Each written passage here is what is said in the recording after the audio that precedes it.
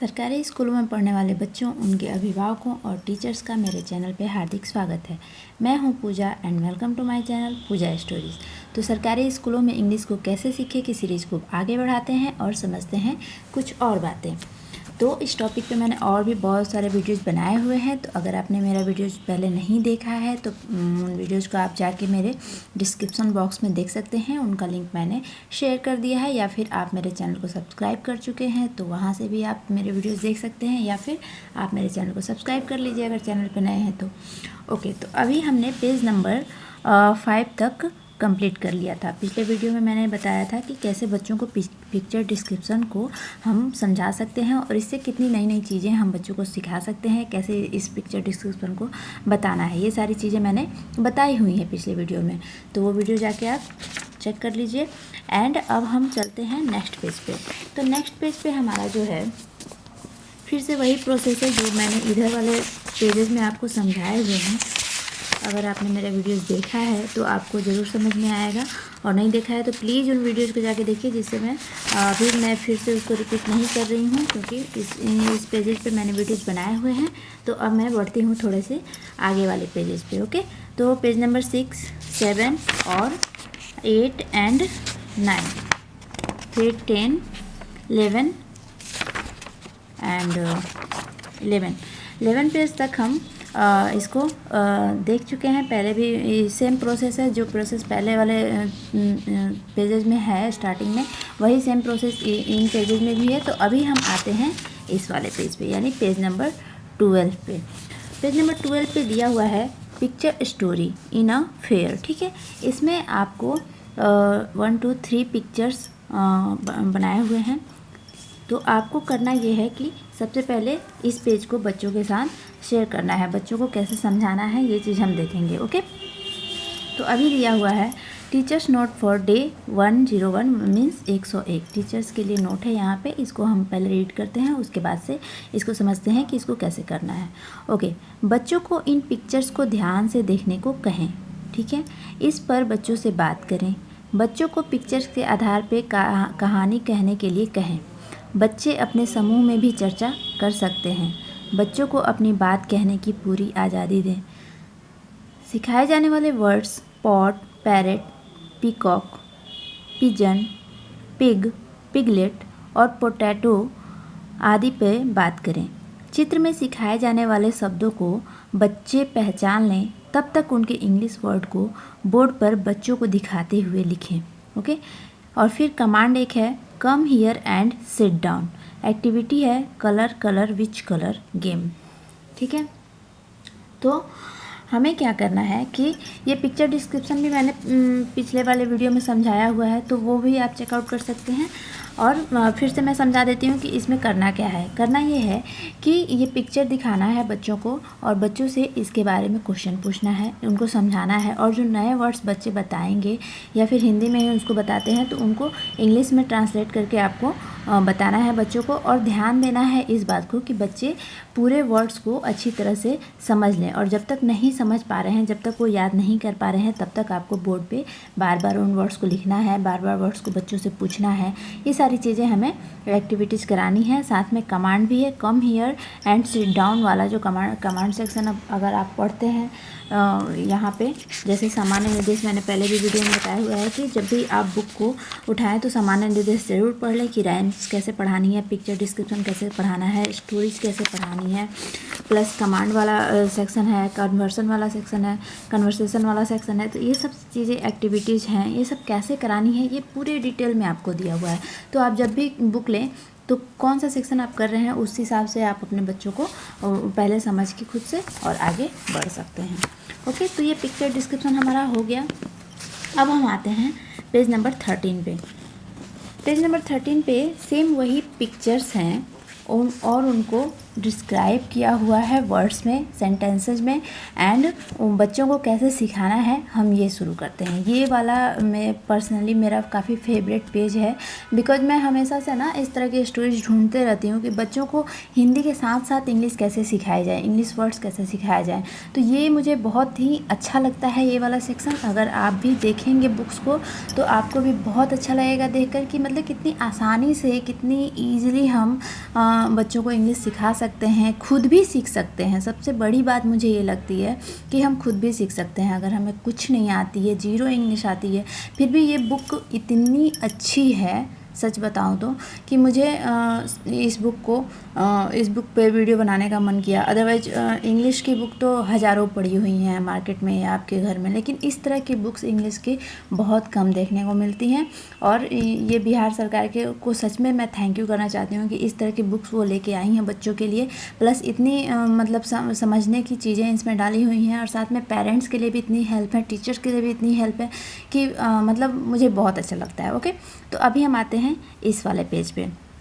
Page number 13 पे हमें क्या करना है, सबसे पहले तो टीचर्स नोट आप पढ़ लीजिए। शिक्षक स्टोरी पढ़ाने के पूर्व शिक्षकों के सामान्य निर्देश में इंस्ट्रक्शन के लिए स्टोरी टेलिंग को अवश्य पढ़ें।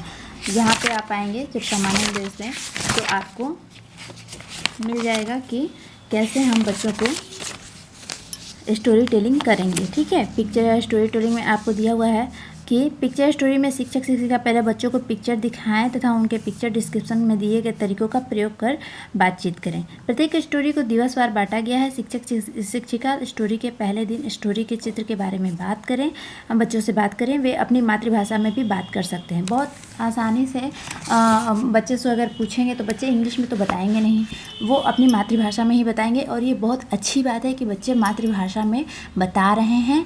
और सबसे ज़्यादा ज़रूरी है कि बच्चों को ओपन करना, बच्चों को खोलना, कि बच्चे बोलना सीखें, कम से कम वो बच्चे बोल सके। बहुत बार ऐसा होता है कि बच्चे जानते हुए भी कुछ नहीं बोल पाते हैं क्लास में, शिक्षक के सामने या फिर अपने पेरेंट्स के सामने। वो समझ ही नहीं पाते हैं कि हम बोलेंगे तो लोगों को कैसा लगेगा, लोग हम पे हंसेंगे। ये सारी चीज़ें आपको हेजिटेशन बच्चों के साथ निकालनी है। ओके, तो ये सारी चीज़ें कीजिए। और उसके बाद से फिर जब वो मातृभाषा में अपना बोल दें तो आपको स्टोरी को संक्षिप्त रूप में बताइए। और तो आप क्या करेंगे कि आप अपने से खुद से ही बच्चों को स्टोरी सुनाएंगे, बताएंगे कि क्या स्टोरी में एक्चुअली है। ठीक है, फिर हम क्या करेंगे, उसके बाद दिवसवार स्टोरी को उस दिवस के शेड्यूल के अनुसार समझाएं। यहाँ पे जैसे दिवसवार दिया गया है कि डे 102, डे 103, डे 104, तो छोटे छोटे सेक्शन किए गए हैं कि आप थोड़े थोड़े ही पढ़ाएं, लेकिन बच्चों को समझ में आना चाहिए, उसके वर्ड्स याद होने चाहिए, उनके सेंटेंसेस समझ में आने चाहिए। इसलिए ये छोटा छोटा सेक्शन किया हुआ है। अदरवाइज़ हम चाहें तो एक दिन में पूरी स्टोरीज पढ़ा सकते हैं, लेकिन चूँकि ये 1 क्लास की बुक है और बच्चे इतनी जल्दी कैच नहीं करेंगे वर्ड्स को, तो आपको थोड़े थोड़े करके पढ़ाना है। ओके, पिछले दिवस में पढ़ाई गई स्टोरी के भाग को पुनः बताकर उस दिवस में चलने वाली स्टोरी के आगे भाग को बताएं। अब जैसे मान लीजिए कि पहले डे में हमने ये पढ़ा दिया, ये वाला सेक्शन पढ़ा दिया, तो जब दूसरे डे में हम ये वाला सेक्शन पढ़ाएंगे तो इस सेक्शन को पहले हम कवर कर लेंगे, फिर इस सेक्शन को पढ़ेंगे। जब फिर इस सेक्शन को पढ़ाएंगे तो इस वाले को पढ़ा के फिर इसमें पढ़ेंगे आगे। ठीक है, अंतिम दिन तक पूरी स्टोरी का पुनरावर्तन करें। फिर यहाँ दिया हुआ है, शिक्षक शिक्षिका बच्चों को दी गई स्टोरी को पूरे हाव भाव के साथ सुनाएं। साथ साथ स्टोरी के चित्र को भी बच्चों को दिखाकर पूछें कि उनको चित्र में क्या क्या दिख रहा है। स्टोरी में दिए गए सिखाए जाने वाले वर्ड्स को चित्र के माध्यम से समझाएं। सिखाए जाने वाले वर्ड्स को ट्रांसलेट करके बच्चों को न समझाएं। अब जैसे कि यहाँ पे हम देख रहे हैं कि यहाँ दिया हुआ है, एक जगह उसने एक ही पॉट में पैरट, पिकॉक और पिजन को खाते हुए देखा। अब हम क्या करेंगे कि यहाँ पे पॉट का हिंदी हम बता देंगे बच्चों को, पैरट का हिंदी बता देंगे, पिकॉक, ऐसा नहीं करना है। यहाँ पे इंस्ट्रक्शन ये बोल रहा है कि आपको उसका ट्रांसलेशन करके नहीं बताना है, आपको उसका उदाहरण देके समझाना है कि हाँ पॉट क्या होता है। जैसे पॉट के बारे में अगर हमको बात करना है तो हम क्या बोलेंगे कि हाँ बताओ बच्चों तुम लोग खाना किस चीज़ में खाते हो, तो बच्चे अपने से बोलेंगे कि हाँ खाना हम लोग थाली में खाते हैं, तो उसी को चीज़ को हम बोल देंगे कि उसी चीज़ को आपको पॉट बोलते हैं। ठीक है, ऐसा नहीं कि पॉट मीन्स थाली होती है, ऐसा नहीं करना है। पैरट के बारे में हम फिर उसी तरह से डिस्क्राइब करेंगे, पिकॉक के बारे में, पिजन के बारे में सेम वही प्रोसेस हम लागू करेंगे। ठीक है, बल्कि उनके एग्जाम्पल देकर अथवा प्रश्न पूछकर उन वर्ड्स को आकार समझाएं। ये एग्जाम्पल या क्वेश्चन बच्चों के दैनिक जीवन से जुड़े होने चाहिए। यदि दिए गए वर्ड्स या चित्र का फ्लैश कार्ड या वास्तविक रूप उपलब्ध हो तो उसे दिखाते हुए बच्चों से उसके बारे में चर्चा करें तथा बच्चों से उस वर्ड्स का प्रोनाउंसिएशन कराते हुए उस वर्ड्स का उपयोग करते हुए सेंटेंस को पूरा पढ़वाएं। स्टोरी समझाने के बाद शिक्षक शिक्षिका उसमें से प्रश्नोत्तरी करें। बच्चे अपनी मातृभाषा में भी उत्तर दे सकते हैं। सभी स्टोरीज को इस प्रकार बच्चों से समझाएं। ठीक है, ध्यान रहे स्टोरी का हिंदी भाषा में वर्णन दिया गया है जो मात्र शिक्षकों को समझाने के लिए है। ठीक है, शिक्षक शिक्षिका इसे समझाने के लिए क्षेत्रीय भाषा का उपयोग कर सकते हैं, लेकिन सिखाए जाने वाले वर्ड्स को इंग्लिश में ही बताएं।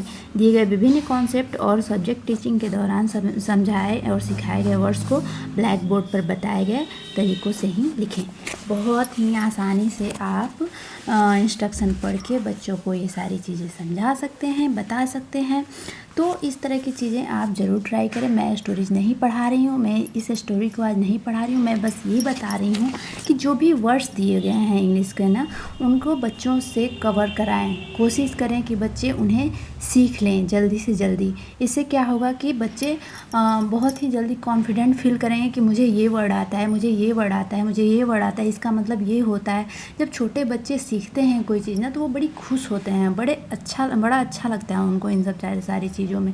तो इस तरह से हम इंग्लिश में धीरे धीरे करके आगे बढ़ सकते हैं। ठीक है, अगर बच्चे हिंदी भाषा में नहीं समझ पा रहे हैं तो आप क्षेत्रीय भाषा में ही उन्हें समझा सकते हैं। छोटे बच्चे अगर हैं तो अगर आप भोजपुरी से बिलोंग करते हैं, भोजपुरी क्षेत्र से बिलोंग करते हैं, तो आप भोजपुरी में भी बच्चों को समझा सकते हैं, कोई प्रॉब्लम नहीं है। हाँ, बस कोशिश ये कीजिए कि जो वर्ड सिखाए गए हैं, जैसे पिगलेट हो गया, पपी हो गया, पिग हो गया, हैप्पी हो गया, पर्स हो गया, पेन हो गया, पेपर, पपी, जो भी वर्ड्स इंग्लिश के दिए गए हैं वो बच्चे इंग्लिश में सीख पाएँ, क्योंकि हमारा मकसद इंग्लिश सिखाना है बच्चों को किसी भी तरह से। ओके, तो इस तरह से हम इंग्लिश में आगे बढ़ सकते हैं और आशा करती हूँ कि मेरा वीडियो आपको अच्छा लग रहा है। ठीक है, तो अगर मेरा वीडियो आपको अच्छा लग रहा हो तो प्लीज़ वीडियो को लाइक कर दीजिए, शेयर कर दीजिए, और चैनल पे नए हैं तो चैनल को सब्सक्राइब भी कर लीजिए, प्लस बेल आइकन को प्रेस कर दीजिए, जिससे मेरे नए वीडियोज़ की नोटिफिकेशन आपको मिलते रहें। मैं ये सारे बुक्स कवर करने वाली हूँ, और ये फर्स्ट क्लास की बुक है, फिर सेकेंड क्लास, थर्ड क्लास, ऐसे करके मैं आगे बढ़ूँगी। अगर आप वीडियोज़ को देखते रहे, समझते रहे, तो आपको भी इससे काफ़ी बेनिफिट्स होने वाला है। ओके, तो मिलते हैं नेक्स्ट वीडियो में, तब तक के लिए सी यू, बाय।